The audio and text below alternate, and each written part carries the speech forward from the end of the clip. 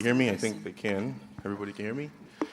Thank you, everybody, for coming tonight. This is Isaiah Thelwell. I'm president of the Greater Brockton Professionals. Thank you guys for coming to our second debate. This is our debate series, one of three. We did our first one was in the preliminary election with the mayor, and this is our first one with the councilor at large, and our last one will be on Tuesday for the general election. I'm joined here with Maya Powers, our vice president of the organization, and Jim Stapleton, our resident older professional. We're going to go ahead and get started. Again, thank you guys for coming and looking at this debate. First of all, thank you to the councilors here and getting a good chance to see everybody's thoughts and what they plan to do. I'll give it off to Stapleton. Good evening, everyone. What we're going to do in opening remarks, as I sent on the agenda to you, will be 60 seconds. We do not have a clock in front, but when the 60 seconds runs up, I'll just tap the microphone. Okay, please, at that point, for the courtesy of the fellow candidates, please finish your comments, etc., and we'll make it work. Opening remarks, going first, is Matthew Delisby. Greetings, everyone. Greetings, everyone. First of all, I would like to thank God for the opportunity, and thank you, guys, for coming to that debate. My name is Matthew Delisme, and I am deeply committed to serving the city of Brockton. And I've been living in Brockton since 1999. I love Brockton. My work as a minister and a chaplain reflect my dedication to the community. With almost 3 decades in professional experience in hospitality, I have dedicated my time to volunteer as a chaplain at Old Colony Correctional Center, Bridgewater, and with Brockton Police Department when Mayor Bill Carpenter was the mayor of the city. So we used to run a program that called Operation Divinity. And also I am a volunteer at Brockton visiting nursing assistant. So I go to the hospital, so visiting the hospice. And also I'm a proud member of Brockton Public Library Board of Trustees. So as an entrepreneur, a realtor, and I also manage TheBrockton, a YouTube channel focusing on sharing the gospel and promoting our vibrant city. So Brockton diversity is one of the greatest strengths, and I firmly believe that fostering open dialogue and collaboration across all segments of our community is crucial. So my priority for Brockton is we got a safer community, education, youth programs, business growth, accountability, healthcare, affordable housing, water improvement, and drug addicted. Right. Sorry, Matthew. Again, we want to go 1 minute. That was 2 minutes. So okay. Thank you. We got to make sure what we're going to do. We'll have to kill the sound if it does come up to 1 minute. So I'll connect. So okay. Next up will be Councilor Farwell. And in order of fairness, from here on in, if you want to extend a few seconds, 30 seconds or so, like the candidate Delisme did, you may also. Thank you very much. Good evening, everyone, and thanks for taking time out of your schedule, your family schedule, your personal schedule for coming in here this evening. I've been fortunate to hold every elective office in the city. I served 10 years on the school committee, 4 years as mayor during very difficult financial times, and now the last 10 years on the city council. In every one of those jobs, I learned so much. It was work. And those are the 2 words that I'd like you to take from this meeting tonight, this forum tonight. Being a counselor is work. Being a counselor is a job. We are paid for it. We need to know public safety, we need to know municipal finance, we need to know environmental laws and regulations, We need to know personnel management because we are responsible for confirming people to positions appointed by the mayor. It is a wonderful opportunity. I welcome all of the candidates who are on the stage. We don't run against each other. We run for the city of Brockton. We run because we believe we can make a difference and the city can be a better place. And I do that for the residents, but especially I do it for my family. My daughter is here tonight, my grandchildren. If Brockton is better, then my family benefits from that. And again, I thank you so much for being here this evening, taking time out of your schedule. I hope you learn a lot more about us, what we hope to accomplish, and what we're all about. Thank you. Thank you, Councilor Farwell. Next up is Councilor David Texera. Thank you, and thank you for everyone to be here tonight. My name is Dave Texera. I've been here for the past 45 years in the city that I love. I'm a father of 7 children, a business owner. I choose to live in the city because I care about the city.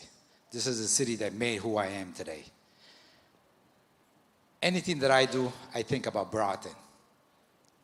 I'm going on my 3rd term. It's not for Dave Texera, it's for Brockton, to make a better place for myself, for my neighbor, for my family, for anybody that choose to live in the city. It's not about us, it's about the city.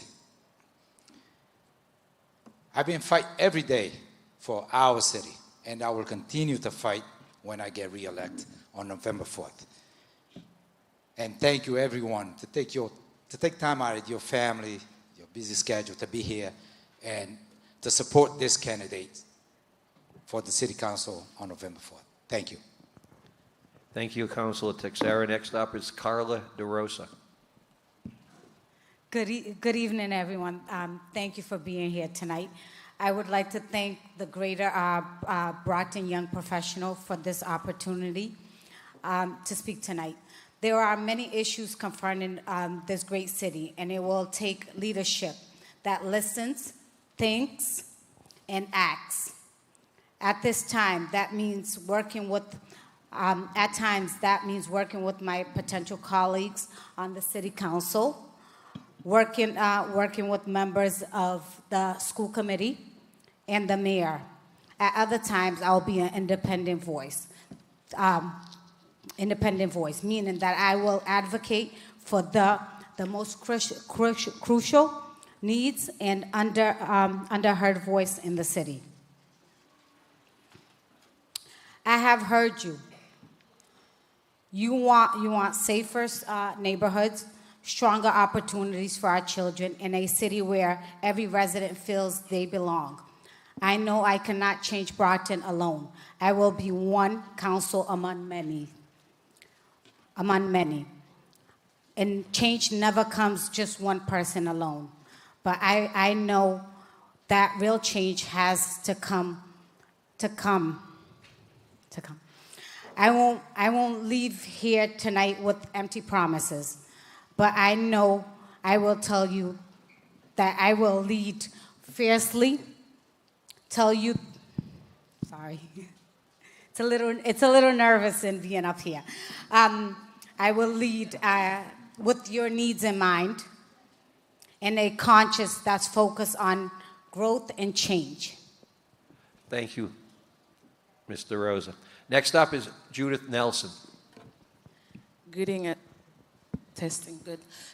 everyone. My name is Judith Nelson. I am Haitian American and Dominican as well. I am delighted to be in your presence, and thank you to all our colleagues who showed up. And I thank you for taking time out of your busy schedule to be here. And I thank the young professional for putting this event together. So I am a certified mental health educator.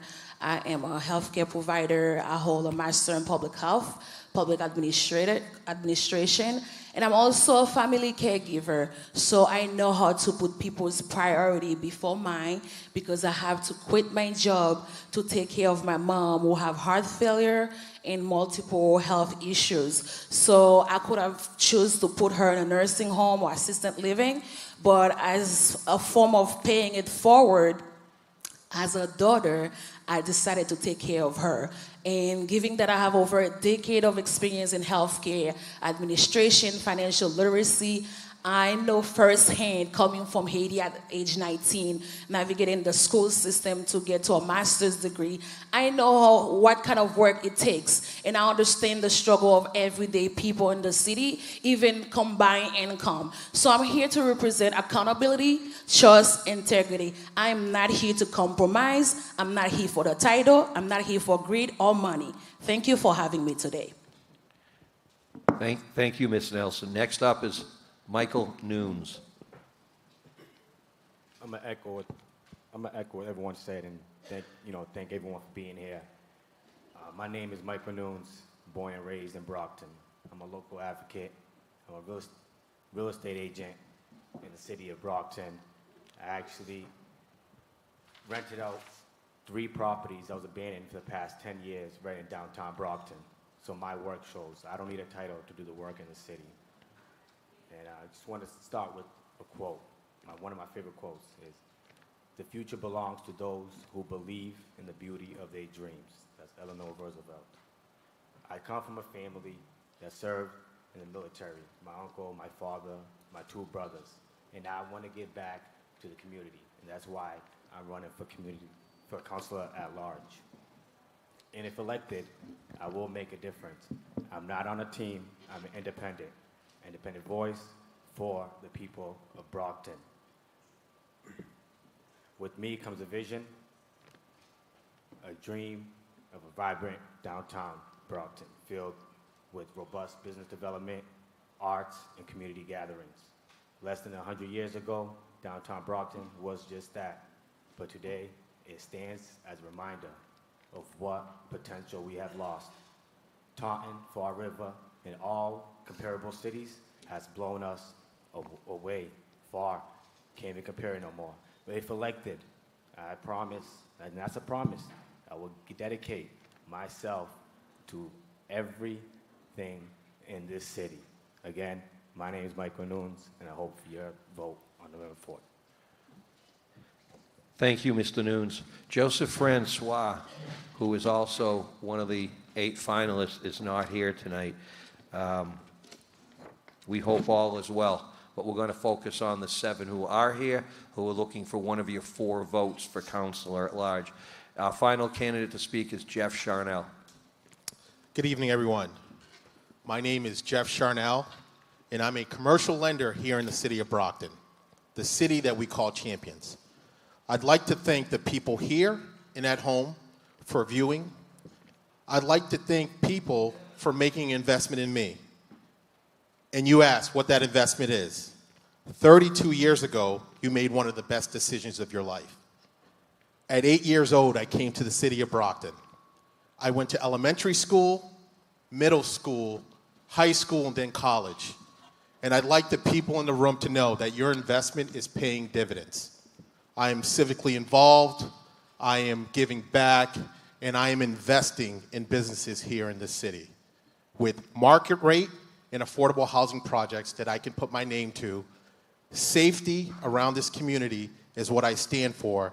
And I'd like to really thank the councilors on the stage, the councilors that came before me, and the councilors that are going to be taking a seat for making this incredible investment in the city of Brockton. I ask on November 4th that you make the right decision. A decision of a 32-year-old kid from the north side of Brockton that is only invested in a place that he calls home, the City of Champions. Thank you. Thank you, Mr. Charnell. In round 1, we're going to have a question from Isaiah Thawell, and each candidate can have 90 seconds to answer, and you get one rebuttal of 30 seconds at any point. So if you want to save that rebuttal to the end, it could be a good time. If you want to use that rebuttal early on, whatever your choice is. All right. So, question number 1. Everybody, you guys have if you guys are here in the audience, you guys have the programs on your table. If you want to follow along, that's where the questions are. So question number 1 is about civic involvement. The first candidate to answer will be Councilor Wynn-Farwell. Briefly tell us why you should receive a vote from the residents. What have you done to make Brockton better? 90 seconds, Councilor. I think my work in the council focusing on finance, because the entire underpinning of what we do in the city, the quality of life that we provide to our residents, the services that we provide, is obviously predicated upon having the revenues and making the appropriate expenditures for the various services that we offer. I am one of those people who pays great attention to detail about revenue and expenditures. But more than that, when I notice that there is a problem, I will step in and I will offer a solution to it. So when we found out that we needed additional financial oversight for school spending, I wrote an ordinance that provided for an assistant city auditor focused solely on school revenue and expenditures. When I found out that we were charging our homeowners, our single-family, 2 and 3 family owner-occupied homes for stormwater fees, that was patently unreasonable. So I wrote an ordinance to eliminate fees for owner-occupied 1, 2, and 3 family homes. My entire focus is to take a look at the different issues that come into the city, whether it's public safety, public education, environmental services, financial management, research, read, and analyze what can we do better. We are a municipal corporation. We're unlike a private corporation, but we are still a business. We are funded by the people who pay their tax obligations, and every year we should have continuous quality improvement reviews for all of what we do. For the department heads, we should have performance reviews for them. Thank you, so Councilor. that when they come up for reappointment, have they performed adequately? So I think my focus in the community and my work in the community is to make life better. Thank you very much, Councilor. Thank you. Thank you. Next, Councilor David Teixeira. Thank you. For the past 4 years, I've been working hand by hand with Councilor Farwell and the remainder of the council. And we've been working for the city to make sure we have a safe city, a city we take a proud to say a city of champion. Every decision that we take, we don't take it lightly, but we take it together. And when the problem with the school came up, we all got a call. What can we do? We got together, we sat, we discussed it, and we came with the right decision to make sure that the state wasn't going to take the city over, but we decided to fund the school. It was a collaboration of myself, council, all the council that's in here, and the other council that we put together to make sure that we have a city that's responsible. That was collaboration. Thank you, Councilor. Next is Carla DeRosa. I have worked at the Council on Aging where I have advocated for seniors.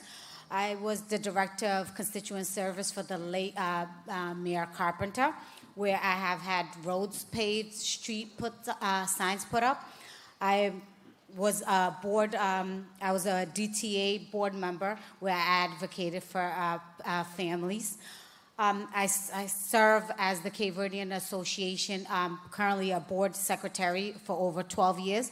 Currently, I work for Department of Public Health, where I advocate for families. I work under a global population and TB prevention, where I advocate for family members in the Boston region where they're diagnosed with active TB. So I have always been in areas where I'm helping people and advocating for people.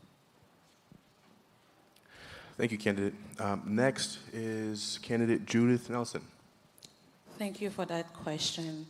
Over the years, being in school, I've always involved in civic engagement, whether it's going to the nursing home to visit the senior citizen or spending 1,300 hours at the hospital to making sure that individuals with psychiatric disorder are provided comfort to them. So in terms of civic engagement, I am a certified wealth educator in the city. I help people build their credit. I help them amortize their loan if they own a house that they can pay it in a shorter amount of time.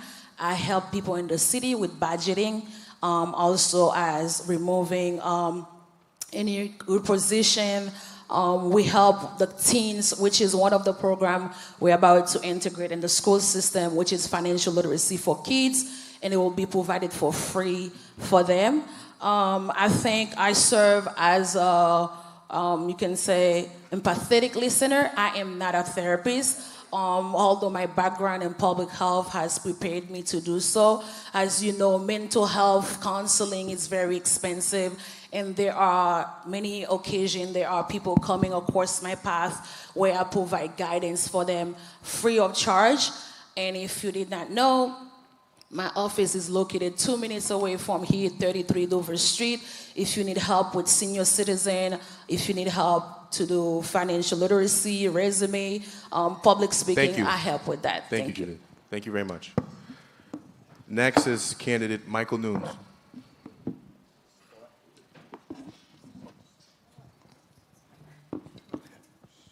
Got a bad mic, sorry. So as I stated before, I do real estate and do real estate local. I always been involved before my real estate license. If you follow me on Facebook, you've seen that I ran past elections. Yes, I've lost, but I continue to stay involved. And I think that right there is a big statement. There's people that ran past elections, after they lose, they're missing, they're gone, nowhere to be seen.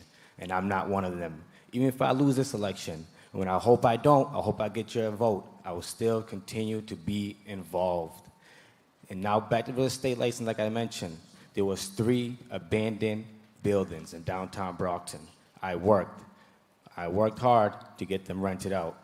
And when I posted on Facebook, there was so many statements that would never get rented. Nobody wants that. That's Pleasant Street. That's Legion Parkway. That's been abandoned for 10 years. They all rented, top dollars. That's what we need in Brockton. We need people with visionary like me to come in and show them that this abandoned building can be something nice. Especially this building, per se. When John Andre, the owner of this building, was having problems, why? None of these councilors that was elected, Dave Texera or Win Farrell, assisted John Andre in this building. It was a random guy that went to the city hall, into the building department, and thought, that was me, Michael Nunes. Thank you. All right. Thank you very much. Next. Can I rebuttal that?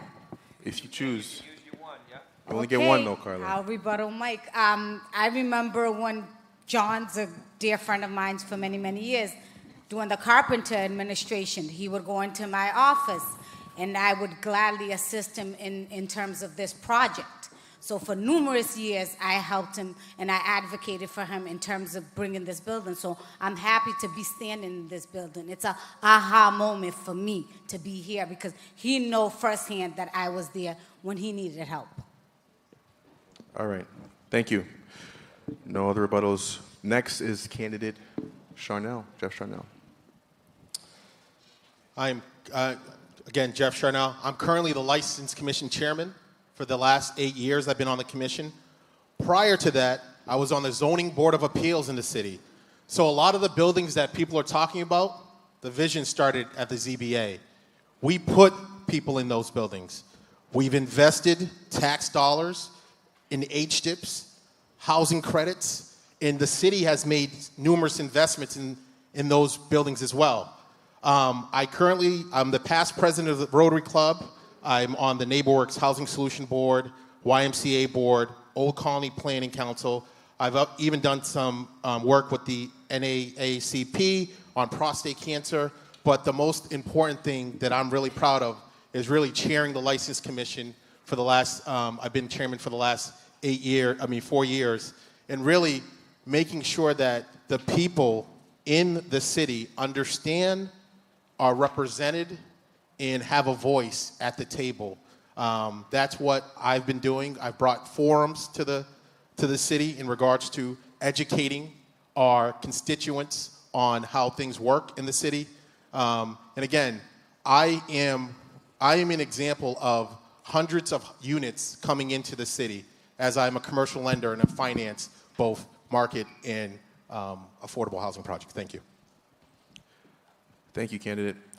Next and last for this round is candidate Matthew Delisme. As a minister and a chaplain,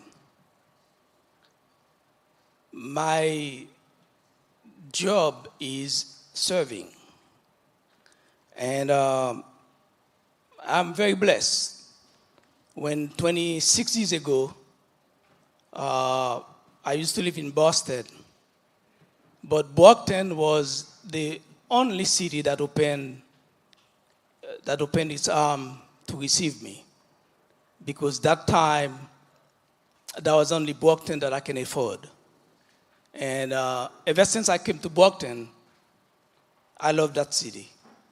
And as minister and a chaplain, we've been serving the community in Brockton. And one of the programs that until now I still got a deep feeling. That was the program Bill Carpenter, when he was a mayor, he put in place, Operation Divinity, where as a chaplain and a social worker, so we go to pretty much the residents where they got broken kids. That's mean kids who are really doing certain bad, Thank you very much. So. Time is up. Thank you. Thank you. All right. That's the conclusion of that first question. Do we have any rebuttals? Carla, you already used yours. Anybody else want to rebut? All right. So I'll be giving over to Stapleton for the next question. Every year, it seems, or every term, I should say, it seems that our council in our city faces a huge challenge. Just think of the last couple of years alone with the school situation. And it seems every year this happens. Something out there is a huge challenge that comes down the road to impact our city and the services, et cetera, that we can offer. What do you anticipate as the next big challenge? Because the idea that we can be proactive instead of reactive can make our city stronger. With that said, Councilor Texera, what do you see right now over the next 2 years as our biggest challenge? That's a great question. My vision for the next 2 years is make sure we have a safe city. A city where you can raise your family, you're not afraid to go out. Doesn't matter what time of the day or night, to go out and enjoy this city. We got so much to offer in this city. Once in a while, we don't take it for granted, but we should. Because you know what? This is a city of champion. We don't call ourselves a city of champion by any means. But we got to use strategies, make sure that we keep doing the right and make the right decision. There's a lot that we need to do in this city. I deal with it every single day. We need to make sure that we keep open these doors, not for us, but who comes after us, for our kids, our grandkids, to make sure they'll find this city in better shape than what we found it. And that's my fight. That's the fight that I will be fighting for the next 2 years. Thank you. Thank you, Councilor. Carla DeRosa is next. My vision for the next 2 years is to focus on a healthy economic development, attract new business, and be a business-friendly city where we're able to attract new investments in the city. And also, like David mentioned, you want a safer city where I have a young one, and majority of the people have little ones, and they just want safer streets. They, during my whole 6 months that I've been campaigning, you talk to residents and you talk to people, and they just want a safer street, So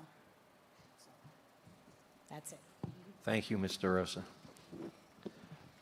Judith Nelson, you're next. Thank you for this question. As we know, currently we are facing deficit on the budgeting on the city. So when we become elected, there's a lot of work that will need to be done. First, we need to have a strategic planning to know the money that are lost, what are we gonna do to bring more money? Are we applying for more grants? Are we creating some sort of activity where we bring in some investors? And one thing I was thinking very creative as a real estate investor, we have vouchers in the city, and we can make good use of them to kind of open more doors, to create more building for people to live. And also, as it's already been done in Boston, we can create any incentives for businesses to relocate it by decreasing the tax. Really, I don't really think every time we have to increase tax on the residents just for us to do what we need to be done. We need to be accountable, responsible, and spend the money of the city in a wise ways. So my goal is to empower the youth because we have resources for that. Also safeguarding the environmental health of the city, making sure that we have more security, more camera, more police officers, as well as hiring more police officers. Thank you. Thank you. If I just interject 1 second on that, though, I just want to clarify. You hope to attract business and to decrease the tax rate. That sort of implies that the current council hasn't done enough, or do you think they have? So what I will do, what I think about our current situation, I think whatever we have going on could be improved. Because as I do door knocking, our residents are complaining, and I think that's an issue. So we need to come together, making sure there's a more strategic planning in place to improve that. Thank you, Ms. Nelson. I just wanted that clarification so when the time comes. Mr. Nunes, Michael Nunes, you're on next. Yeah, thank you. Thank you. I want to reiterate the last part of the question that Jim said. The last part, he said, what challenges do we have with the vision? And that challenge is a stigma that sticks with Brockton, right? We have these homeless, drug addicts under the bridge. We have shootings. We have break-in entries. That's the stigma. We all know that's not true. That's just a little portion. We're a city. That type of stuff will happen. But when we have people that go around and endorse that stigma, that's no good. We have candidates up here saying we want safe streets, we want this. Don't we all want that? The question is how. We gotta be more vocal. Just like when that girl got killed in her own home, I was one of the men that spoken on Facebook and I was attacked. I'm a domestic violence advocate and always will be. I do what's right for the community. It doesn't matter. It doesn't matter what the people think of me, even though it's horrible, whatever, because I know what I'm doing is right. And that's what it is. We've got to change the stigma of this city. This city of champions. It's more than that. We are a city of pioneers, the first of many and the last of none. Thank you. If I could again, Mr. Nunes, you mentioned something that I've been advocating for, and at the mayoral primary debate, all three of the people who were here spoke in favor of. And I just want to see right now, from a show of hands, I've been thinking for the longest time that our publicity and promotions are terrible as a city.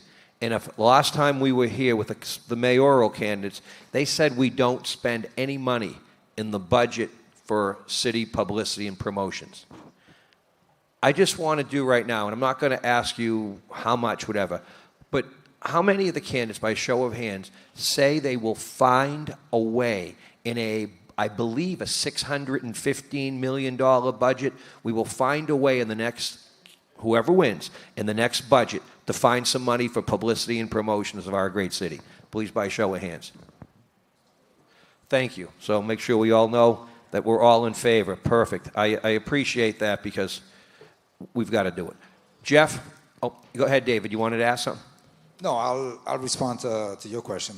There's it's not much, but there's a $5,000 on the mayor's budget for preparation for the Brockton. Let's not say there's no money there. There's $5,000. It's not enough. It's not a lot, but there's money there. So we got to get that right. Thank you. I'm glad you know that. I had no idea that. So, yeah, it's not enough, but at least you obviously do your due diligence and know what's out there in the budget. Thank you. Jeff? So I'd like to continue with the vision, right? So my vision for the great city of Brockton is to continue to support public safety, to enhance code enforcement and ordinances, to cut red tape for small businesses and help them grow, and to strengthen our education and engagement. Things that, I've been fortunate to be a part of. As we sit here today in this room, the organization in front of us, the Greater Brockton Young Professionals, I am a founder of this organization and proud. The things that are happening in the city, a lot of people have been involved in. And I'd like to say that I'm happy to say that I've been one of those people at the forefront of a lot of these changes. Thank you. Thank you, Jeff. Matthew? Yes, the vision for the city, first of all, as resident, so he has to start at home because some of us, sometimes we pretty much even afraid to even say where we come from because there's a bad thing out there, especially when you said you come from Brockton. So people just looking at you a little bit, very, very well. It seems like you don't belong in the United States. So Brockton is belong somewhere else. And also, we need to keep our leaders accountability. And we need leaders with integrity, with trustworthy and honesty. And we need, as my colleague said, we need to put the city out there, publish that, whatever we can do to promote our city, that would be a good thing for our city. Thank you, Matthew. And Councilor Farwell. Okay, challenges ahead, and I'm going to be specific. Number one, public safety. We need to help the police chief fill the vacant positions on the department. We need to find out why we're having difficulty attracting candidates to come to the police department and work in Brockton. Whatever that takes, if it means modifying residency, because we have a number of people who would like to join the police department, they're highly qualified, but because of the borrowing rates, the mortgage rates, they're unwilling to sell their current home and move into the city. Number two, we need to transform the police department into a proactive organization and be less reactive. The men and women do a great job, but they are more reactive than proactive. The problems under the bridges with the homeless, we still have laws on the books for littering, for drug use, for disturbing the peace, for assault and battery. Those laws should be enforced uniformly, consistently, and fairly, and you will see a different city. Police visibility. We've got to return to having officers assigned to the downtown area. They have to be seen out of their cruiser, walking around, visiting businesses. That reassures people that it is safe to go downtown. You could build the Taj Mahal on Main Street, and you're not going to get people downtown right now because there's a feeling that it's unsafe. Next, we need to do very careful financial planning, because if we're going to have a new high school or a renovated high school, that could mean $100 to $200 million that the city would have to provide in addition to state funding. So how we handle our money, how we handle our debt service, what we're borrowing, at what rate are we borrowing money, all of that has to be factored in. And lastly, we do have to support our schools, because my grandchildren and all of the other children in the schools, that is their key to success. Education is the key to success. Thank you. Anyone want to respond, any rebuttals or anything up here during this round? Because I think we had some interesting dialogue. Anyone?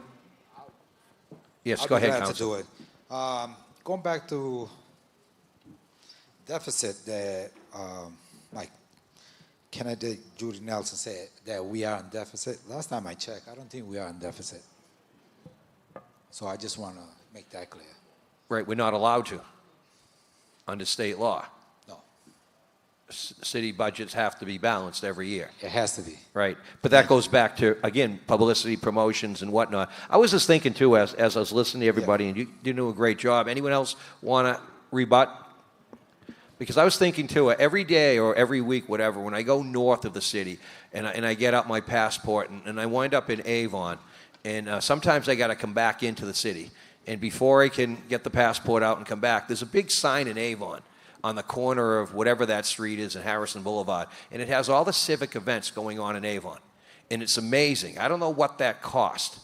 Don't know how to do it. But I always thought, wouldn't that be nice if we had 4 or 5 of those around the city so people know when youth soccer sign-ups and when there's a council meeting and when there's a debate or whatever, because we can be our own worst. Now, I don't know what it would cost, but if Avon, which is maybe a town of 7,000 people, can afford 1, can we at 100,000 afford 5? I know my math wasn't my forte, but is anyone in favor of looking into it as the next councilors? Because 4 of you are going to be on the council. Could we please look into it? If anyone says, no, it's not feasible, we want to keep the people ignorant, just please raise your hand. Also, if you want to keep them ignorant, if you want to speak, go ahead, Judy. Yes, I think it's feasible, and also we can use other means to share the words, right? We have the schools. We can give letters to the children. We have the churches. We have the supermarket. We can have some prints out and then still use what you said, because I think some people are very visual learner. If it's there somewhere they can see it, it's good. But at the same time, we can use other means to convey the message.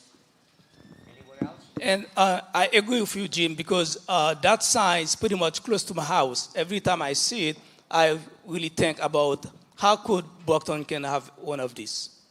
I mean, yeah, even a couple around the city, right? Any other candidates want to? Go ahead, Jeff. Yeah, I think, there's many ways of communicating with the public.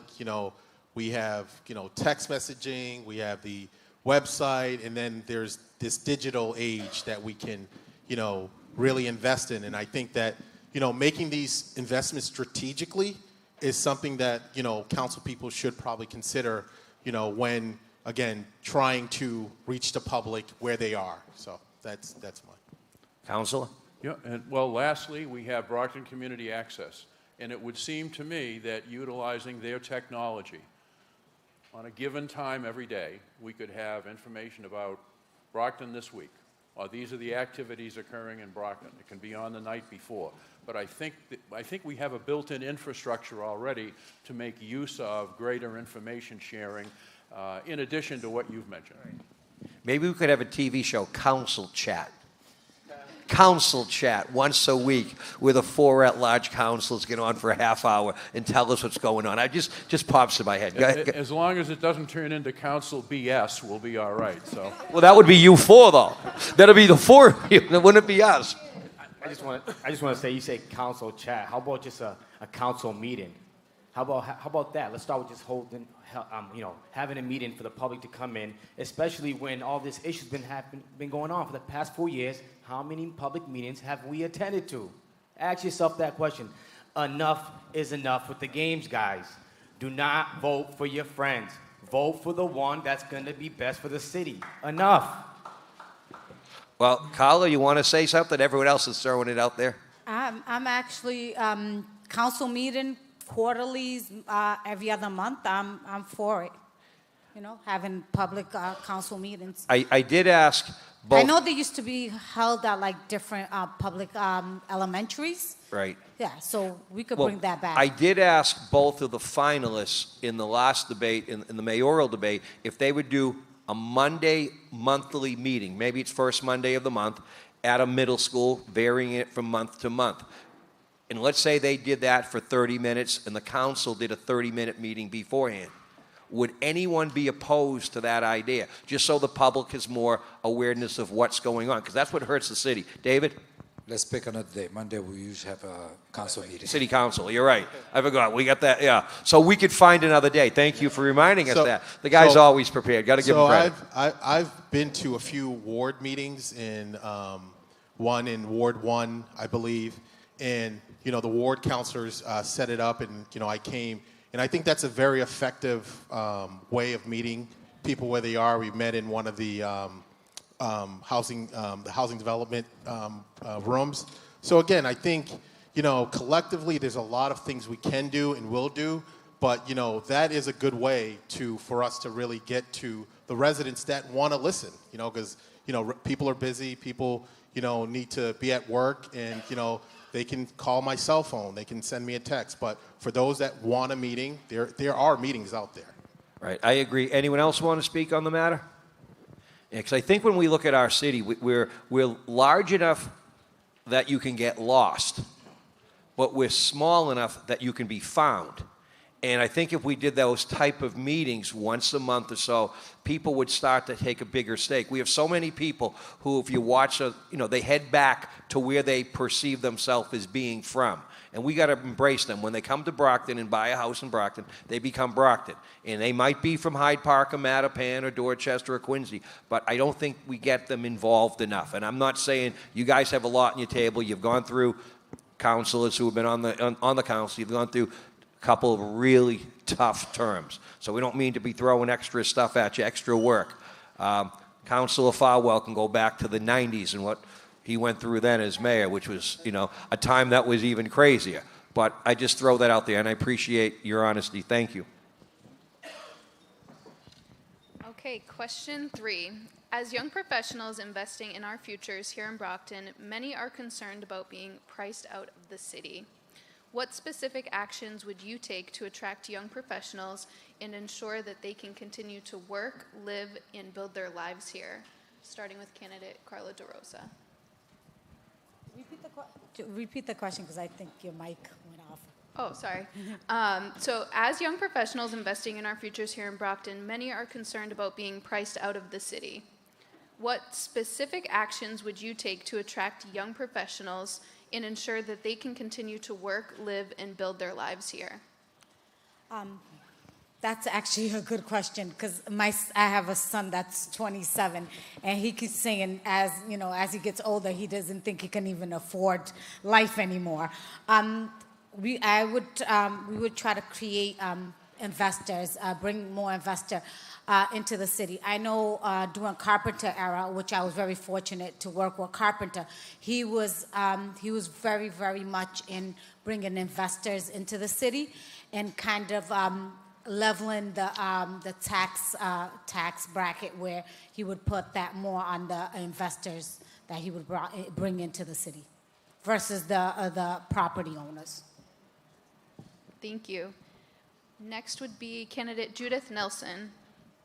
Thank you for that question. First, I would say lead by example, because there are certain young people, when I talk to them, and some of them there are pro and cons, and if they cannot look up to us as a leader serving right now, there's a problem. So we need to do better as a leader and also create opportunities. It's happening right now in Boston. I think children or youth from 14 and up, they create housing opportunity where they can bid, and also we can create tax lane from a real estate point of view.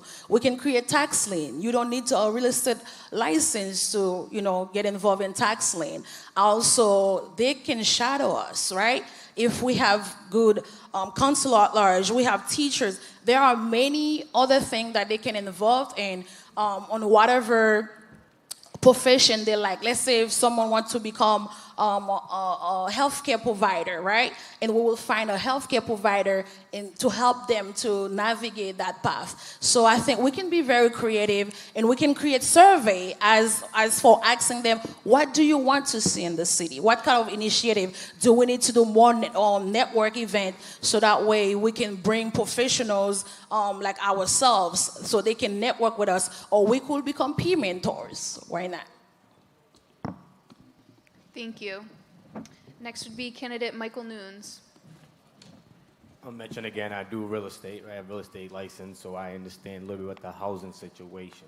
With downtown, the issue that we're facing with these residential buildings is 20%, or they want the whole building to be low income or no income. What happens with that has an effect with the businesses, surrounding businesses. If they don't have money to pay for their rent, they don't have money to shop. What we need to do is balance. Listen, my family, a lot of them live in the projects, and a lot of them came from the projects. I understand we need housing and all that, but it's balance. We need to balance it.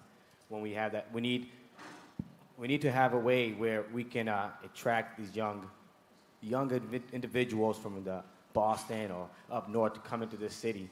We have 2 film producers in Brockton, Newbie and Anawan Productions. We can even create maybe a commercial to emphasize how downtown Brockton is changing and the glory days are in front of us. That's what we need to do, you know, and we need to focus on making sure that the tax rate, obviously the tax rate is going to go up, but we got to ask yourself this question: in 10 years, the percentage of the tax rate, how much would it go up, especially that public safety building cost us roughly $140 million.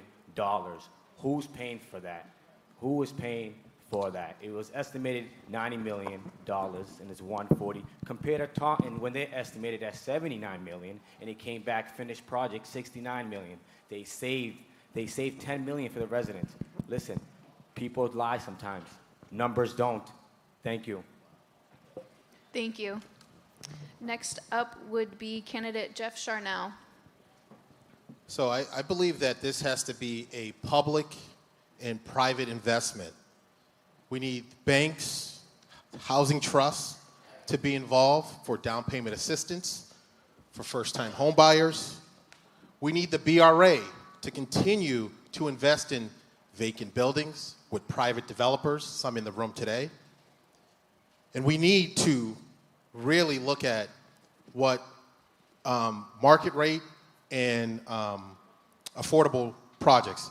We do have market rate projects in the city because I financed them that are fully market rate, no subsidies or 20% or workforce housing. I'm for private development. I'm for nonprofit development, but we really need to get to the root of what people are facing. It's usually the down payment. It's usually, you know, the supply. So if we don't increase supply, there will not be enough homes for our young people, like folks at the Greater Brockton Young Professionals, to buy homes. So the BRA is a tool that the city needs to, you know, really grab, and I will be a force of that because I believe that we need that tool to attract private developers to build housing here in the city. Thank you. Thank you. Next would be candidate Matthew Delisme. All those ideas are very good, but if we don't have any safety, public safety in Brockton, so people, they're not going to come here. And even us, most of us, we pretty much, sometimes we said we just live in Brockton, but we don't, we don't do anything in Brockton. We just come and then sleep in Brockton. So we need to get our kids to be involved in what's going on in Brockton, because safety is the issue in Brockton. When someone is talking about Brockton, the first thing they see, the safety issue, the crime, you know. And also, we have to do whatever we can to bring the level of the education the way it used to be. Because when we got Brockton High, used to be one of the best high school in the state. But now, with the level that's going on with the education, so most people, when they want to leave, they just go where it's safe, where they can talk about safety, and where they can see their kids get a good education. Can I add something? Thank you. I forgot to mention that there's a program called NACA. For first-time home buyers, you don't need a down payment. You just need a job, and you just follow the procedures, and it's free. You have a counselor walk you through the process until closing. Can I add something? Thank you. It will be your rebuttal. So that's what I mean about private and public investment. NACA is a organization of many banks that fund NACA for communities like Brockton to help with down payment assistance. So it's, you know, Wells Fargo, Citizens Bank, Bank of America. So again, the programs are out there, but we need programs focused in our city because NACA's regional, not just here in the As a father of 2 who are in that demographic age group, Mr. Charnel, NACA? Yes. Okay. Yes. All right. Can I say something? I know I used my rebuttal, but, Not on this one. oh, okay. To go back what Matthew said, talk about promoting Brockton in its best light. I'm class of 2000, proud Brocktonian. So, and there's a lot of people in this room that's graduated Brockton High. So to say Brockton High is not a great school, I beg to differ. I graduated. No, class I mean, of I didn't 2000. say Brockton High is not a good school. I didn't say that. I said the level that used to be, Brockton used to be. Brockton High used to be one of the best. It's still the best. You're welcome. Thank you. Next up would be Councilor Farwell. Those were some tough acts to follow right there. I don't know. I got to defend my high school. I don't blame you. There are some external factors that the council will never be able to control. Mortgage rates and the rising costs of the housing stock here in Brockton. To some extent, we're a victim of our own success. We've got houses that perhaps sold once for $25,000. They're selling for $500,000 now. But I think Jeff has hit the nail on the head. You've got to have some public-private partnerships, but even more than that, we will have a new director of planning and economic development appointed in the city. The one who was there has just retired, and we need true economic development. One of my colleagues who was in the audience, we talk about this all the time. Yes, housing is important, but economic development, providing jobs, part-time jobs for students who are in high school or at Massasoit, full-time jobs for people who would like to work here in the city instead of having to travel to Boston or to some other community. We need good jobs with a wage that will allow people to pay their mortgage obligations. It's one thing to have the down payment, but that's kind of a hollow victory if you can't afford the monthly charges that unfortunately escalate as taxes and homeowners insurance and other hazard insurance goes up. So I think it's going to take a comprehensive effort on the part of the city, public-private partnerships, banks, and I think hearing from the public as to what we can do better in terms of generating jobs will be critical to the city's future. If we don't expand our commercial tax base, we will continue to put the tax burden on the homeowner because there's a ratio involved. And right now we're at the maximum 1.75 ratio where Thank you. we tax businesses as much as we can, but we've put the burden on homeowners now because we don't have commercial tax development. Thank you, Councilor. Thank you.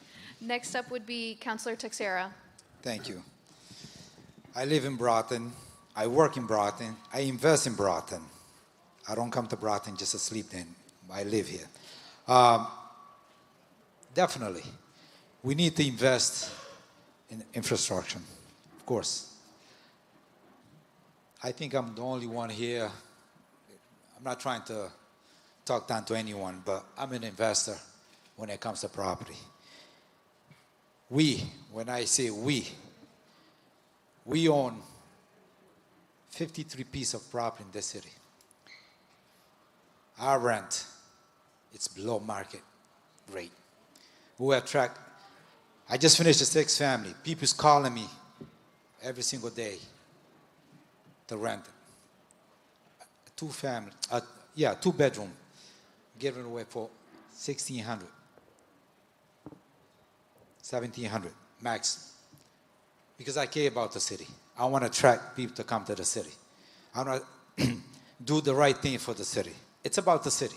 It's not about me.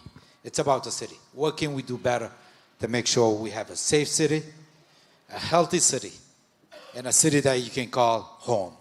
Thank you. Thank you. Any rebuttals? I have just a quick rebuttal.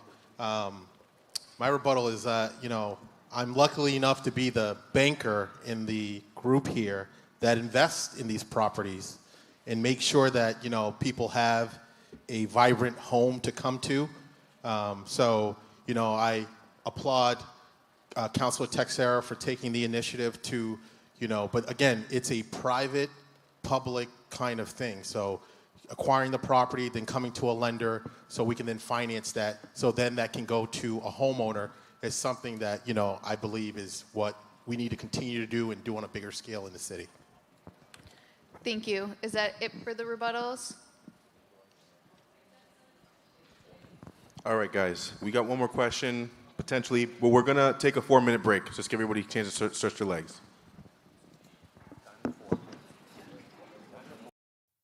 Brockton Community Access isn't just TV. It's your platform to share stories, create change, and make an impact. From hosting your own program to learning media production, Brockton residents have the tools to inform, inspire, and entertain. No experience needed, just your voice and your vision. Getting involved means more visibility, more connections, and more opportunities to shape Brockton's future. Join the movement. Create, collaborate, and be heard. Take the first step today.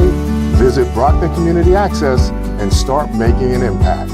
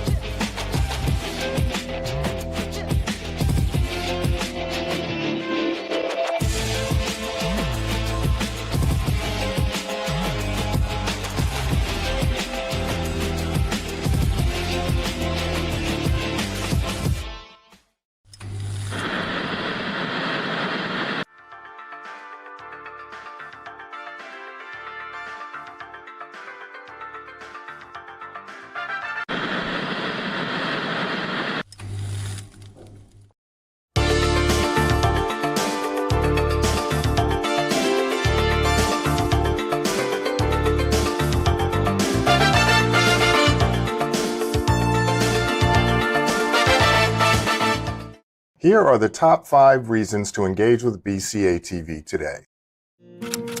Share your stories, opinions, and creative content on a platform that targets local viewers.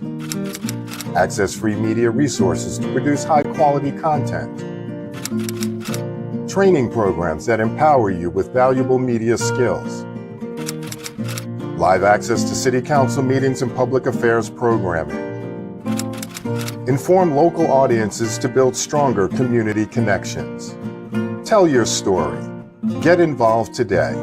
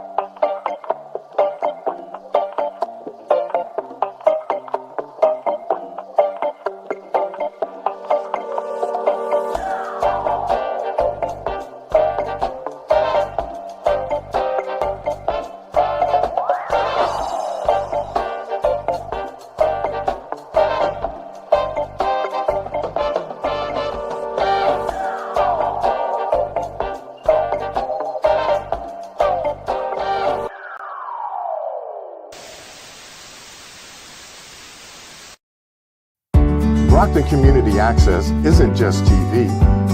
It's your platform to share stories, create change, and make an impact. From hosting your own program to learning media production, Brockton residents have the tools to inform, inspire, and entertain. No experience needed, just your voice and your vision. Getting involved means more visibility, more connections, and more opportunities to shape Brockton's future. Join the movement. Create, collaborate, and be heard. Take the first step today. Visit Brockton Community Access and start making an impact.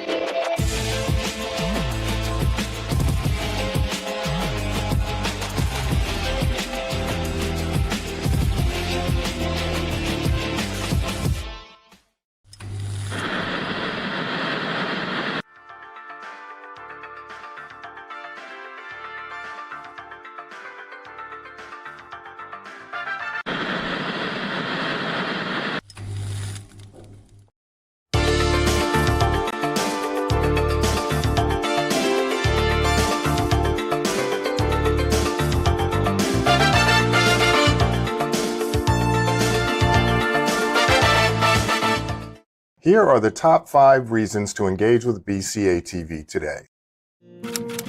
Share your stories, opinions, and creative content on a platform that targets local viewers. Access free media resources to produce high-quality content. Training programs that empower you with valuable media skills. Live access to city council meetings and public affairs programming. Inform local audiences to build stronger community connections. Tell your story. Get involved today.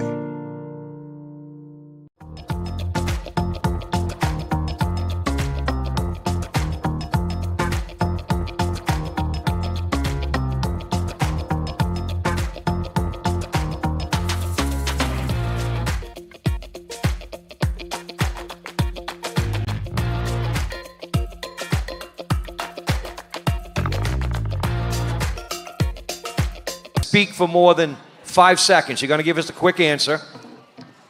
There might be a why in a couple of the questions. So if there's a why involved, obviously you can add a brief amount of time. So we're going to keep these brief.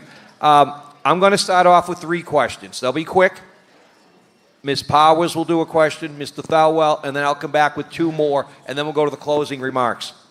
I'm just curious, and we have Ms. Nelson, you'll go first in this one. And then the round will stay the same for all 7 of these questions. The order will stay the same. Nelson, Nunes, Charnel, Delisme, Farwell, Texera, DeRosa. Okay? So here's the first question.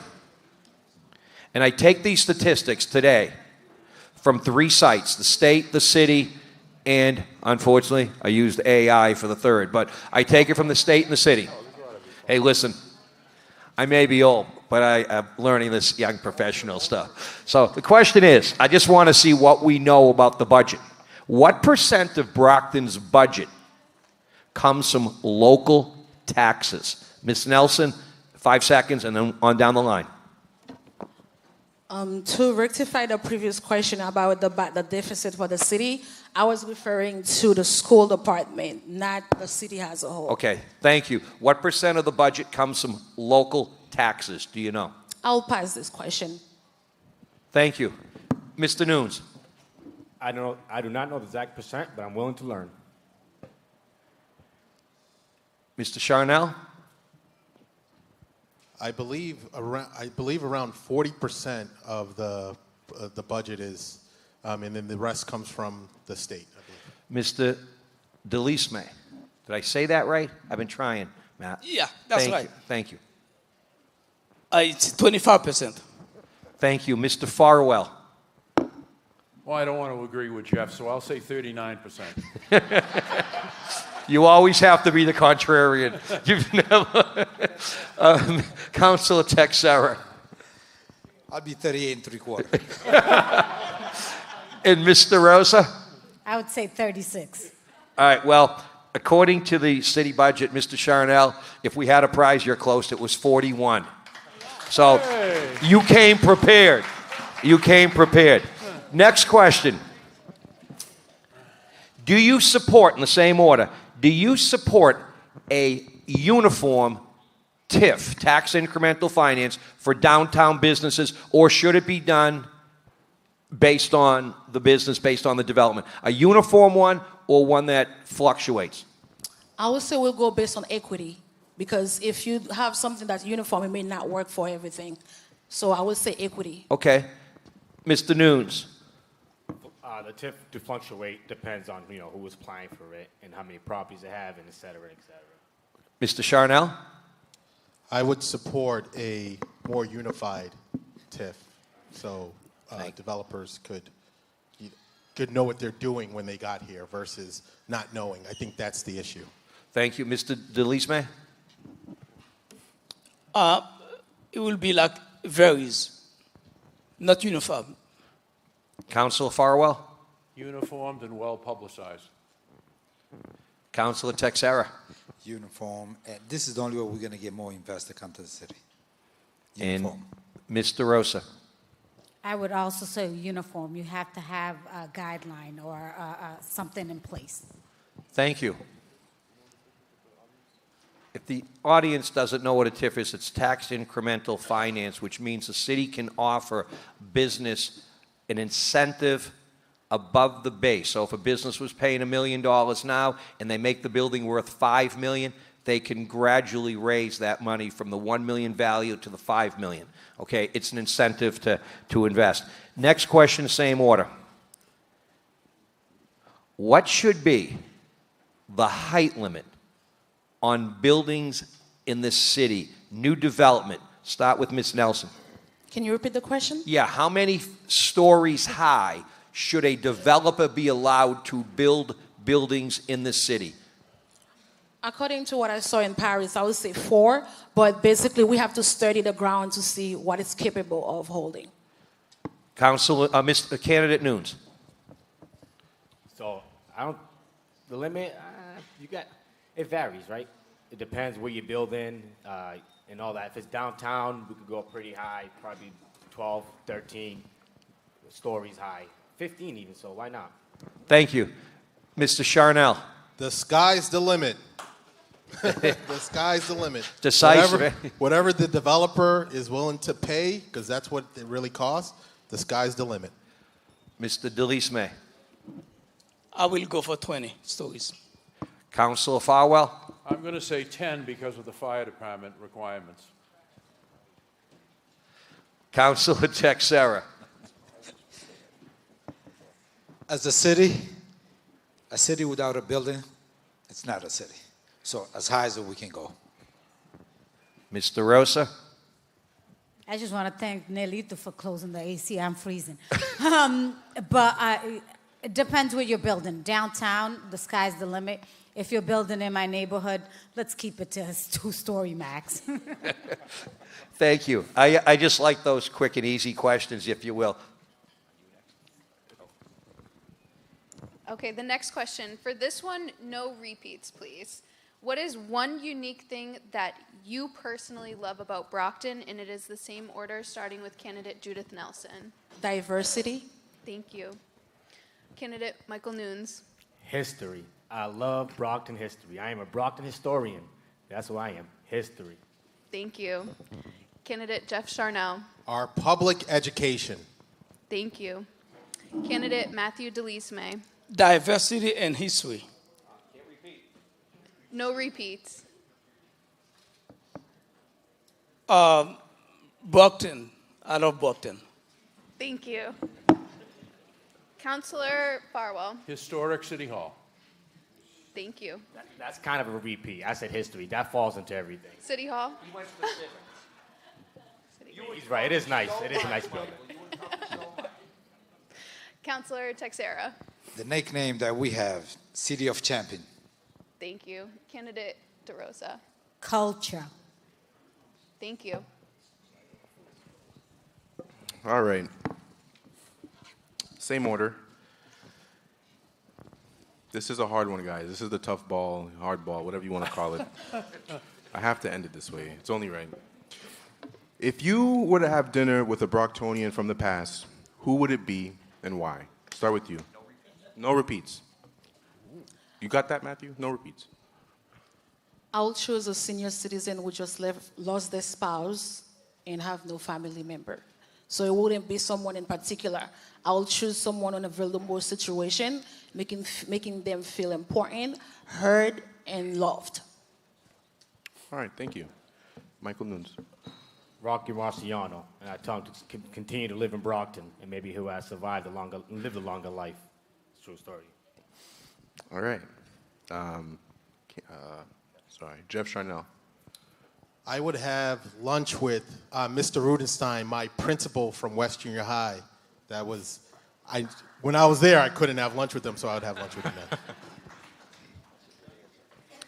then. Matthew tells me. You know, that's funny. The other day, I have lunch with homeless. So I bought lunch for homeless, and we sit and we eat. So that was so powerful for me. I just want to clarify, Matthew, so you know, it's a Brocktonian from the past. So. Oh, from the past? Yeah, from the past. Bill Carpenter. Bill Carpenter. All right. Councilor Farewell. James Edgar, who had the store with the first Santa Claus. All right. And lastly, Councilor Teixeira. You guys. They're from the past. Jim is from the past. You got some time. Past 2 minutes. Past 2 minutes. You got some time travel going on here. I would have a lunch with Hank Taitari. So he was a mentor to me. All right. Very good. And last but not least, Carla DeRosa. I wasn't ready for this question, but I do have to say my old boss, the late Bill Carpenter, he instilled a lot of wisdom, and he actually is the reason why I'm standing here tonight. He showed me the love of politics and wanting to serve. So it would be Bill Carpenter. Just to let you know, Carla, somebody did say Bill Carpenter already. I know, but I worked. That was your one. I Okay, worked all right, with him all right, in the all office, right. so That's perfect. I got the 5 a.m. text. We'll let it slide because Bill is such a great mayor and a great person. So I think we all would like to have him back with us today. Final 2 quick questions. We start with Ms. Nelson. Spark Street or Legion Parkway? Which one do you see in 5 or 10 years as the more important development zone in the city of Brockton? Spark Street, Legion Parkway. That's a hard question. I will choose both, but I will say Legion Parkway. And I should say, and why? The reason why, because I kind of envision the future in a different ways. I wanted to really pick both, but I think it's more about, I don't really find the words to say, but it's just that for me. Okay. Mr. Nunes, Legion Parkway, Spark Street. I can only pick one, right? You can pick one. Bummer. Spark Street, that's easy, right? So Spark Street, if a lot of don't know this, Route 37 ends right at the McDonald's. So my idea, which I posted on Facebook, right, is extend Route 37. Why I say extend Route 37 is because it's a highway now. We'll have the state pay for it. We don't have money to pay for nothing right now. Everybody knows that, right? So if we extend Route 37 to Spark Street, and then Spark Street ends, right, on Ames Street, we use eminent domain and take a parcel of land from National Grid and the new company that just bought out Relax or Remax, with some electrical company, buy that parcel of land, connect Spark Street, extend Route 37, connect Spark Street to that parcel of land, 30 acres, and to Mulberry Street, and to the CSX property, all the way through the south side. So now we have parallel Main Street, Warren Ave, Montello, and the new Route 37, Spark Street. Could you diagram that for me? Exactly. It's on my Facebook. Yeah. I'm seeing it in my mind. Mr. Sharonell. So Legion Parkway, because we have the new fire safety and public safety building there. Also, we have development that's planned there, which is a very vital thing. People need to be able to walk to where they want to go. So again, development is ripe in that corridor. There's businesses there now that need to be patronized by residents. And again, there's a probably 60-unit development from NeighborWorks that's planned on the Harbor One site. So I think that we have to go to where the developers are. We've developed in that area of developing the public safety building. We've took 2 properties, so we have to continue that. We shouldn't be, we should look at Spark Street, but the development is going on in that zone. I hope we don't rue the day that it's only 60 units at the Harbor One. I hope we wish it was 180 units. It was going up more. Yes. I hope we don't rue that Sky's the day. limit. Sky's the limit. Because we're going to get more revenue in that way. So anyway, Mr. Delisme? Yeah, Legion Parkway, because it's very convenient and close to everything. People you got the neighborhood there, and especially I love the Legion Parkway when you go there. So now with the new building, the fire station, when you stand at the Warren and you can you see all the way down there to Legion Parkway. Councilor Farwell? Legion Parkway, because of the historical significance of it, and as mentioned, the new public safety facility, which should transform the downtown area. I agree. And Councilor Texera? Legion Parkway, and when it's all said and done, because we're going to put 2-way traffic on Warren Ave, so it's going to be 2-way traffic. So Legion Parkway is going to be the new Newberry Street of Brockton. I love the vision. Mr. Rosa? Legion Parkway, I think it's just right in the heart of the downtown area, so it would be accessible for people to walk and lunch and shop. All right. Just do me a favor, though. Whoever the 4 are, keep Spark Street in mind. That's been my one I've been pushing for the longest time. All right. And the final question in this quick round. I'd like to know what we know.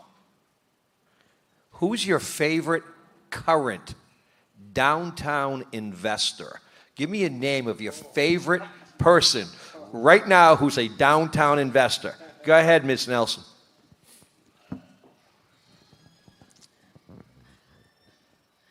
Actually, I was reading about it and the name just skipped my mind. I wouldn't create a fake name. I'll pass. That's okay. Mr. Nunes. Mary Waldron. That's the top investor downtown. When you say investment, are you talking money or are you talking time, right? Because she invested a lot of time into downtown. The parade, fabulous. That's my person. I didn't specify, so that's an acceptable answer. Thank you, and she's a great person. Jeff? I think the people that are running for office should know who investors are in the city that they're running for. We have Joseph Gonzalez in the room, has built over 50. He has a project of 48 units planned on Petronelli Way. We have the developers in our city. We have the right people here that are making the investment. And if you're running for this seat, you should know that. Just so we know, I don't know who Joseph is. Could you just raise your hand? So thank you. Thank you for all you've done. Thank you. I've heard the name. I just didn't know the face. I appreciate that. Mr. Delisme? Gino's Restaurant. Gino's. Okay. Thank you. Mr. Farwell? Well, we mentioned Joseph already, so I'm going to go with Ted Carmen from Concord Square Development that has done a lot in the downtown area and still has interests, I believe, on North Main Street. Yeah. Thank you. Mr. Texera? I'll go with Dave Texera. I was anticipating that. I'll go with Dave Texera. That took that risk and invest in the downtown. And we employ so many people in the factory, and we'll keep doing it. I've heard good things about that guy. Thank you so much. Mr. Rosa? I was going to say David Texera, but he took that one. I'll say Domingos Vega. He owns Brockton Calf Grill, and others. and then he's opening a new liquor store up North Main. Yeah, by the way, I didn't say you couldn't repeat on that round. So you could have gone David Texer. You just lost his vote. I hope I have your vote, Dave. Thank you. It's time. All right, so that's the end of our questions. We're going to end this segment. First of all, thank you guys. We're going to end this segment with closing remarks. So the order, you guys have it. So we're going to start with Michael Nunes. The timing is what, 90 seconds, 2 minutes. Everybody will get 2 minutes for closing remarks. Please try to be punctual to it. I will stop you. And we'll start with Michael Nunes. Again, thank you for everyone attending this evening here with the Greater Young Brockton Professionals and the Council at Large debate. Just want to say, I took so much of my time to run for the city, not just this election, past elections, and I've always been involved, and I'll continue to stay involved. I asked this November 4th, this election, for you guys to go out and vote, and not just to vote, but to vote for Michael Nunes for Councilor at Large, because I truly believe I am the best candidate up here right now. If I didn't, I wouldn't be standing here. With all that being said, I want to add that I have done so much for the city, and I hope I continue to do so much if I'm elected. And I want to thank again the Young Brockton Professionals for having me here. And I want to end with a quote. And the quote goes, it's almost the same as the beginning, but it's a little changed. And the future belongs to those who believe in the beauty of their city. Michael Nunes. Thank you. Thank you very much. Next is candidate Jeff Charnel. Again, I want to thank everyone that's in the room. I want to thank the people at home that are watching, and I want to thank the young professionals and the older professional, Mrs. Stapleton.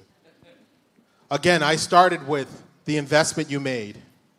The investment you made from a kid on the north side of Brockton. The investment that is now paying dividends. You asked what dividends are. Dividends are what you get when you make an investment.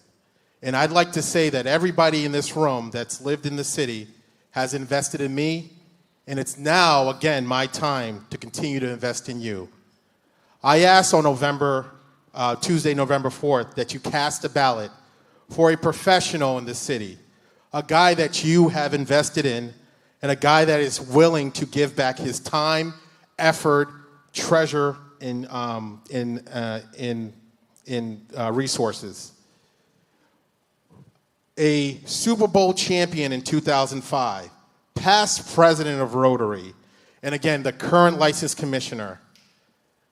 These investments I've made have cost the city nothing. I have been investing in the city along with many people in this room to show that what the education system in our community can do when you put your money where your mouth is. So again, I'd like to thank everyone for following my campaign. Please follow me, jeffcharnel.com. And on Tuesday, November 4th, I ask that you cast a ballot for Jeff Charnel. And my name on the ballot is actually Jeff Charnel. What else would it be? I mean, his name is Jeff Charnel.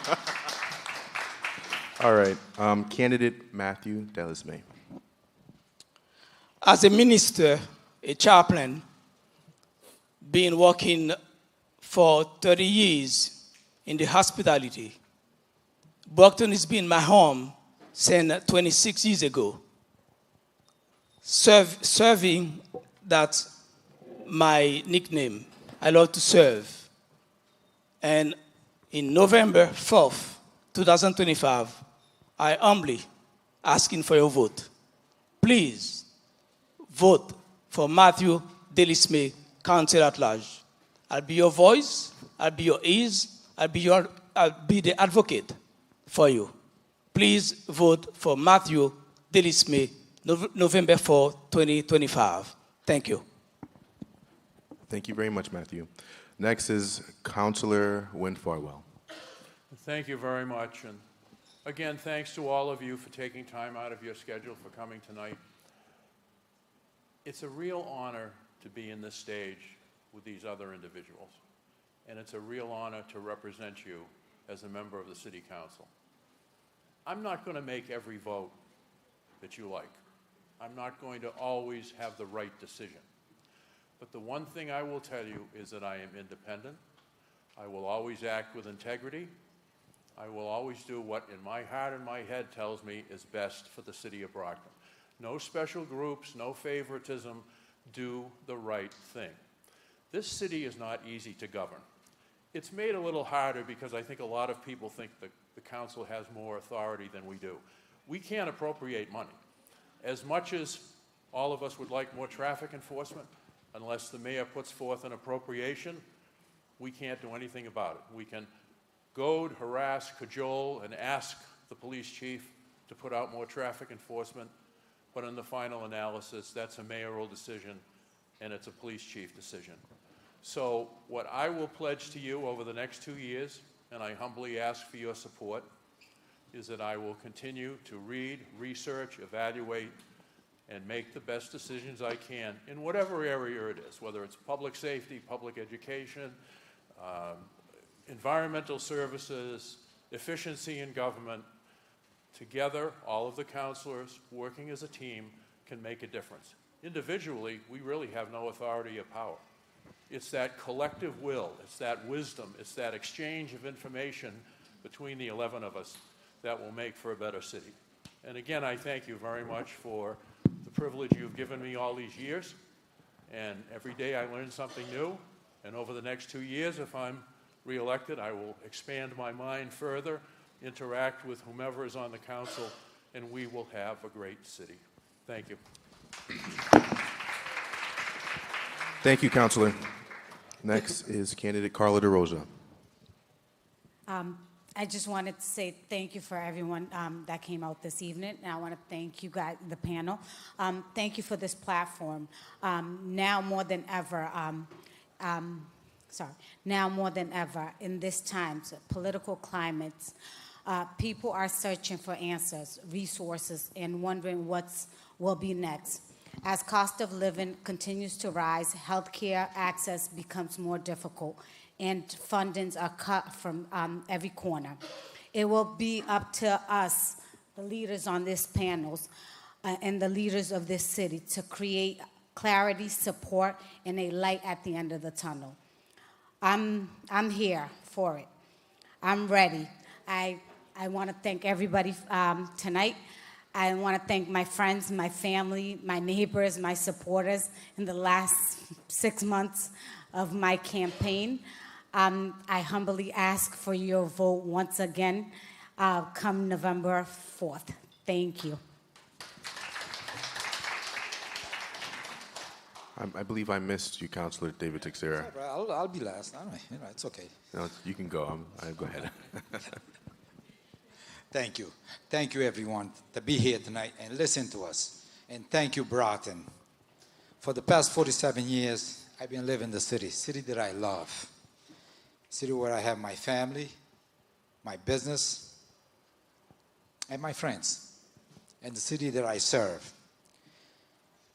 I was the first city council in 2021. When I ran, I promised to give back my salary, and I did.